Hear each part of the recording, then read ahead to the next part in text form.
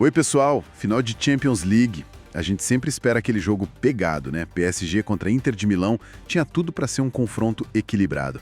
Pelo menos era o que a nossa análise em vídeo base sugeria. Exato. A expectativa era alta para um jogão. Só que o que aconteceu em campo foi, bom, bem diferente. Completamente diferente.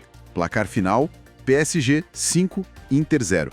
Simplesmente a maior goleada da história das finais de Champions. Então, vamos tentar entender isso aqui.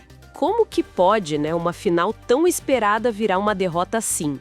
A fonte que a gente viu descreve como humilhante, até indigna para a Inter. Pois é, e a análise aponta um domínio assim avassalador do PSG desde o comecinho, tipo 10 minutos de jogo, a Inter mal tinha visto a cor da bola. É impressionante, o PSG controlando tudo e a Inter ali esperando um contra-ataque que na verdade nunca encaixava, né? Exato.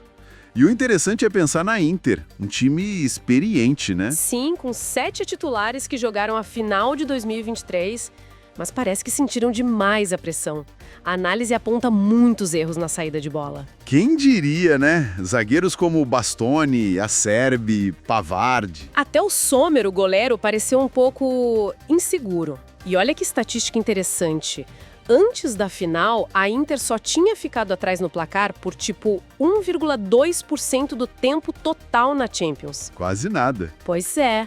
E aí, no jogo mais importante, essa capacidade de reagir simplesmente sumiu. Nenhuma resposta. Enquanto isso, no PSG, algumas peças brilharam muito. O Vitinha, por exemplo, jogando com uma liberdade no meio, nossa, parecia o dono do jogo. Sim, ele foi o cérebro ali, né? E a decisão do Luiz Henrique de colocar o Doku, o Doué, de última hora... Que acerto. Foi crucial, né? Totalmente. E não demorou para fazer efeito. Não mesmo. Logo aos 12 minutos, o Doku acha o Hakimi livre e ele marca. E sem comemorar, né? Contra o ex-clube. Um detalhe. Um detalhe, bem observado. E logo depois, Dembélé dá pro Doku. Ele chuta, a bola desvia no Di Marco e pá, gol. 2-0. Nossa, esse começo foi fulminante. E o Di Marco ficou mal na foto nesses lances, né? Ficou. Ali já dava para sentir o tom da partida. E o Doku? Ah, o Doku. A análise até fala em A Star is Born, né? Nasceu uma estrela ali. Totalmente. E enquanto ele brilhava, a Inter parecia que não sabia o que fazer. E o que mais chamou a atenção na análise foi a crítica à falta de ajustes do Inzaghi no intervalo. Nenhuma mudança tática clara, nem de postura. Parece que demorou para mexer, para tentar, chacoalhar o time. Exato. E essa passividade custou caro. O terceiro gol, de novo, do Doku, depois de uma jogadaça do Vitinha, foi meio que a pá de cal, né? Com certeza. Mas o PSG não parou por aí. Não, continuou em cima. Teve aquele lance do Barcola que entrou muito bem. Nossa, ele deu um drible no Acerbi que deixou o zagueiro no chão. Quase fez um golaço. Esse lance foi muito simbólico, né? Mostrou a facilidade do PSG e a passividade da defesa da Inter naquela noite. Totalmente. E isso conecta com a filosofia do Luiz Henrique, né? Sim, essa mudança de estratégia do PSG, um time mais jovem, menos focado só nas estrelas, mais no coletivo. Funcionou, né? Funcionou demais. E vimos o Kvaratskhelia, ou Kvara, participando bem, e até o menino da base, o Mayulo, fechando a conta. 5-0. É uma abordagem diferente que rendeu o título mais importante de todos, um time com mais cara de time mesmo. E esse vigor todo do PSG contrastou demais com a apatia da Inter, como a análise descreveu. Citaram até um lance específico, Barella contra o Patinho, acho. William Pacho, isso. Isso, o Pacho. E o jogador do PSG mostrou muito mais vontade na disputa. Enquanto isso, peças-chave da Inter.